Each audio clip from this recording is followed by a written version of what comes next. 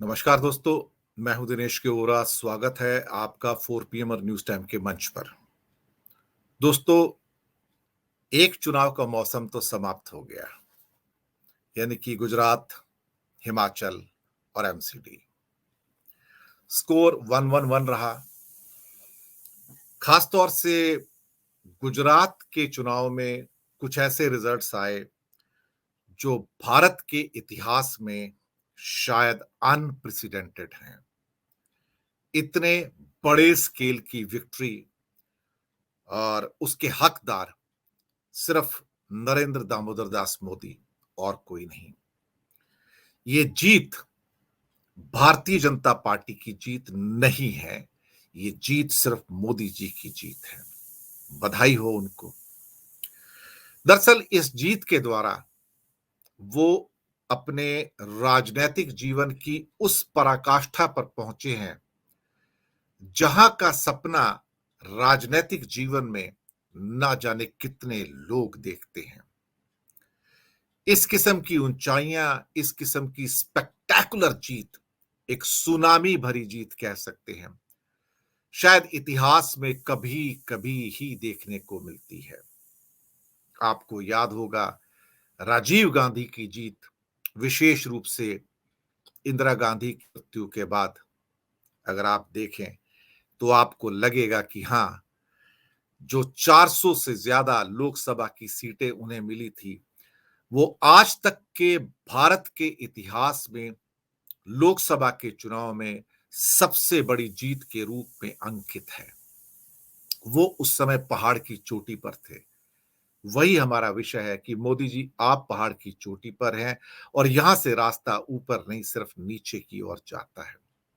ये सही बात है कि जिस किस्म की एक स्पेक्टेकुलर विक्ट्री इंदिरा गांधी को 1971 की युद्ध के बाद मिली थी, या फिर उसके बाद राजीव गांधी को इंदिरा गांधी की मृत्यु के बाद मिली थी 400 से अधिक सीट की, जो कि भारत के इतिहास में ही अनप्रेसिडेंटेड है। इतनी बड़ी सुनामी भारत ने कभी देखी नहीं। उसके बाद वो कभी उस पीक को छू नहीं पाए, बल्कि वहां से जो उनका डाउनफॉल स्टार्ट होता है वो इतिहास ने देखा। इतिहास इस बात का साक्षी है, इस बात का गवाह है कि कभी भी चोटी पर पहुंचने के बाद इंसान और ऊपर नहीं जा पाता है। मुझे लगता है कि गुजरात के इलेक्शन के अंदर मोदी जी ने वो चोटी देखी है, क्योंकि 156 सीटों से ऊपर जाना शायद अब इतिहास में कभी संभव ना हो पाए। ये तभी संभव हो पाएगा इसके ऊपर जब सामने कोई भी विपक्ष ना हो, कोई भी फाइट करने वाला ना हो और आप 182 की 182 सीटें अनकॉन्टेस्टेड जीत जाए तो हो सकता है। लेकिन आज के राजनीतिक परिदृश्य में ये जो चोटी है वो अपने आप में मोदी जी की लैंग्वेज में कहा जाए तो रिकॉर्ड का भी रिकॉर्ड तोड़ दिया।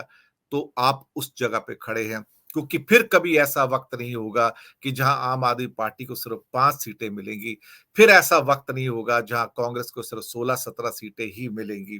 फिर ऐसा वक्त नहीं होगा कभी जहां भारतीय जनता पार्टी को 156 सीटें मिले।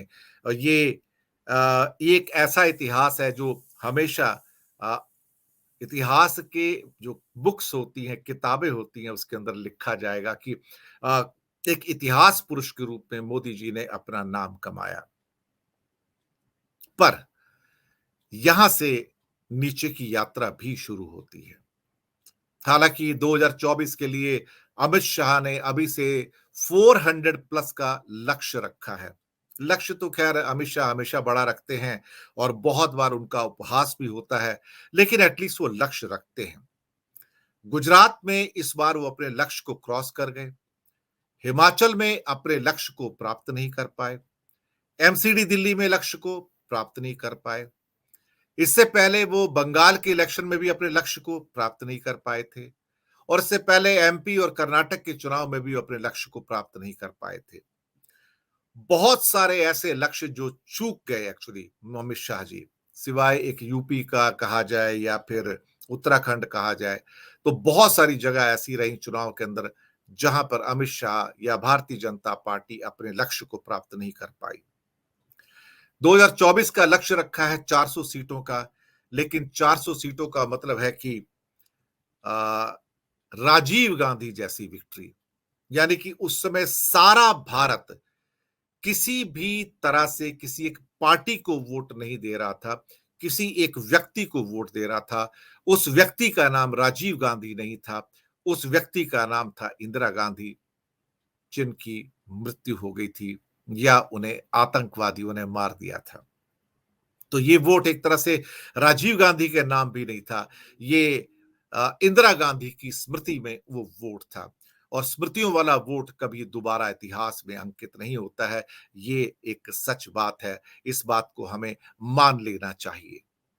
दोस्तों, अ, कहीं न कहीं क्या कहते हैं कि मोदी जी भी अब उस पहाड़ की चोटी पर हैं, जहाँ उससे ऊपर जाना बहुत मुश्किल है।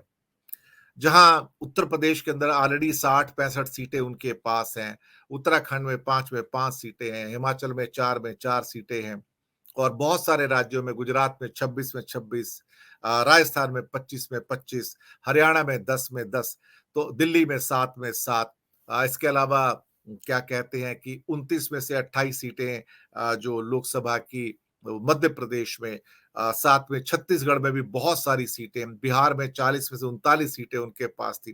तो ऑलरेडी वो एक पराकाष्ठा पर पहुंच चुके हैं उन राज्यों के अंदर। इसीलिए शायद अब वो नए राज्य खोज रहे हैं। उसमें तेलंगाना एक है। कर्नाटका जिस पीक पर वो पहुंचे थे, इस बार नहीं पहुंच पाएंगे क्योंकि मोदी का जादू हर जगह नहीं चल सकता है। अगर हर जगह चलता तो हिमाचल में विक्ट्री मिल सकती थी। हर जगह चलता तो म्युनिसिपल कॉर्पोरेशन ऑफ दिल्ली के अंदर विक्ट्री मिल सकती थी, लेकिन नहीं मिली। जादू चलता तो झारखंड में विक्ट्री मिल सकती थी। जादू चलता तो बंगाल में विक्ट्री मिल सकती थी। दरअसल बहुत सारे राज्य ऐसे हैं जो इस समय अपने जो क्षेत्रीय उनके जो दल हैं और या फिर कुछ ऐसे दल जिनके क्षेत्रीय लीडरशिप बहुत स्ट्रांग है, वहां पर फिर मोदी जी ढीले पड़ जाते हैं। जब नेशनल लेवल की बात आती है तो उनको वोट तो मिलते हैं, लेकिन इस बार वो वोट भी थोड़ा कठिन हो जाएगा। अब इस पहाड़ की चोटी से क्या बीजेपी और ऊपर जा पाएगी? ऑलरेडी 300 से ऊपर उनके पास सीटें इस लोकसभा में थी। तो क्या वो उसको दोबारा से रिपीट कर पाएंगे? कर कर सकते हैं, ऐसा नहीं कि नहीं कर सकते, लेकिन गुजरात में 26 से 26 ऊपर नहीं जा सकते, राजस्थान में 25 से 25 से ऊपर नहीं जा सकते, दिल्ली 7 से 7 ऊपर नहीं जा सकते, हरियाणा 10 में 10 ऊपर नहीं जा सकते, हिमाचल 4 में से 4 ऊपर नहीं जा सकते, उत्तराखंड 5 में से 5 ऊपर नहीं जा सकते, मध्य प्रदेश 29 में से 28 से ऊपर नहीं जा सकते और 11 में से करीब 10 सीटें मुझे लगता है छत्तीसगढ़ में भी उनकी थी, वहां से ऊपर नहीं जा सकते। तो एक ऑलरेडी एक पीक स्टेज है, 90% सीटों की उनके पास बहुत सारी ऐसी स्टेट्स के अंदर, बल्कि 90% से भी ज्यादा सीटें हैं। उत्तर प्रदेश को मिला लें तो वहां भी 60 से अधिक सीटें उनके पास है, 80 में से। तो वो अगर उसको मिला लिया जाए तो 90% से ऑलरेडी ज्यादा सीटें हैं। तो वो किसी भी हाल में वो 90 से और नहीं बढ़ेंगी, कम हो सकती हैं। अगर वो 90 भी मेंटेन करें तो बढ़ तो नहीं सकती हैं। इसलिए मैं बार बार कह रहा हूं कि वो पहाड़ की चोटी पर है। शायद वो साउथ के अंदर पेनिट्रेट करना चाहते हैं, जो कि तमिलनाडु हो या फिर इसके अलावा तेलंगाना हो, आंध्र प्रदेश हो, केरला हो या कर्नाटक में अपनी थोड़ी बड़ी विजय को थोड़ा और एक्सपेंड करना चाहें, जो पॉसिबल नहीं है क्योंकि वहां पर कांग्रेस की लीडरशिप बहुत स्ट्रांग है, डीके शिव कुमार और सिद्धारमैया के रूप में। तेलंगाना के अंदर केसीआर स्ट्रांग है, जगन रेड्डी देखा जाए तो आंध्रा में बहुत स्ट्रांग है और वहां पे बीजेपी की एक भी सीट नहीं थी। अ, तमिलनाडु में बीजेपी ना ही उम्मीद करे तो कोई अच्छा है। हाँ, एआईएडीएमके के साथ मिलके कुछ एक आधी सीट जीत जाए लोकसभा की तो और बात है, लेकिन वो कोलैबोरेशन के अंदर। उड़ीसा के अंदर भी कोई बहुत ज्यादा और ज्यादा इंप्रूवमेंट की संभावनाएं कभी नजर आ रही हैं। बंगाल के अंदर भी जो पहले सीटें आई थी 18 आई थी, उतनी अब नहीं आएंगी क्योंकि ममता स्ट्रांग है। तो कहीं ना कहीं इस बार जो चुनौतियां हैं मोदी जी के लिए वो पहाड़ से भी बड़ी हैं। एक तो ऑलरेडी पहाड़ की चोटी पर हूं और फिर वहां से पहाड़ से बड़ी चुनौतियां उनके सामने खड़ी हैं, तो क्या और ऊपर जा सकते हैं? यहां से रास्ता नीचे की ओर जाता है, यहां से रास्ता ऊपर की ओर नहीं जाता। और खास तौर से गुजरात की बड़ी विक्ट्री ने एक इतना बड़ा अम्ब्रेला पैदा किया जिसके नीचे एमसीडी की जो डिफीट है और हिमाचल की डिफीट जो है वो उसको छुपाने की कोशिश की जा रही है। लेकिन वहाँ की लीडरशिप की जो कमियाँ थी, उसको कहीं न कहीं कब तक छुपा पाएगी एक। और बहुत सारे विश्लेषक इसके ऊपर बात कर रहे हैं कि एक सिर्फ गुजरात की जीत बाकी कमियों को नहीं छुपा सकती और हर जगह मोदी के सहारे अगर विक्ट्री हासिल करनी है, तो फिर भारतीय जनता पार्टी क्या कर रही है? फिर नड्डा साहब क्या कर रहे हैं? नड्डा साहब तो अपनी स्टेट के अंदर हार गए, हिमाचल को नहीं जिता पाए और दिल्ली के जो आदर्श गुप्ता हैं, वहाँ पे दिल्ली बीजेपी की चीफ उनसे इस्तीफा ले लिया गया। लेकिन क्या नड्डा जी खुद इस्तीफा देंगे हिमाचल में उनकी हार के लिए? दूसरों से दिल्ली की हार के लिए इस्तीफा ले लिए, क्या खुद प्रधानमंत्री को जाके इस्तीफा देंगे कि हाँ, मैं रिस्पॉन्सिबिलिटी लेता हूँ हिमाचल की हार की? लेकिन नहीं, दूसरों से इस्तीफे लेने आसान होते हैं, अपना इस्तीफा देना बहुत मुश्किल होता है। मोदी जी के लिए चुनौतियाँ बड़ी हैं। मैं ये नहीं कहूँगा कि बाकी लोग उनके सामने बहुत सशक्त हैं या वो बिल्कुल आराम से बैठकर जीत जाएँगे, उनको लड़ना पड़ेगा क्योंकि मोदी जी के अंदर ये ताकत है कि पहाड़ की चोटी पर हैं, तो वो पहाड़ की चोटी को मेंटेन तो कर सकते हैं, अगर नीचे नहीं आएँगे तो। कुछ समय के लिए और उसको मेंटेन करवे कि हाँ, मैं ही यहाँ खड़ा रहूँगा, तुम यहाँ पर नहीं आ सकते हो। तो ये तो वो काम कर सकते हैं और 2024 में यही चुनौती उनके लिए रहेगी कि मैं जहाँ पर हूँ, वहां पर खड़ा रहूं और दूसरों को वहां आने से रोक पाऊंगा। रोक पाएंगे, नहीं रोक पाएंगे, ये तो वक्त बताएगा। लेकिन हां, एक बात तो कंफर्म है कि मोदी जी आप पहाड़ की चोटी पर हैं। यहां से रास्ता ऊपर नहीं सिर्फ नीचे की ओर जाता है, सिर्फ नीचे की ओर जाता है। ये प्रकृति का नियम है। आप भी इससे मुक्त नहीं हो, बिल्कुल भी मुक्त नहीं हो। इन्हीं शब्दों के साथ मैं आपसे आज्ञा लूंगा और 4 पीएम और न्यूज़ टाइम को सब्सक्राइब करने का आपसे रिक्वेस्ट ज़रूर करूँगा। बेल आइकन दबाइएगा ताकि अच्छे विश्लेषण आप तक पहुँच सकें। बहुत-बहुत शुक्रिया आप सबका हमारे साथ बने रहने के लिए।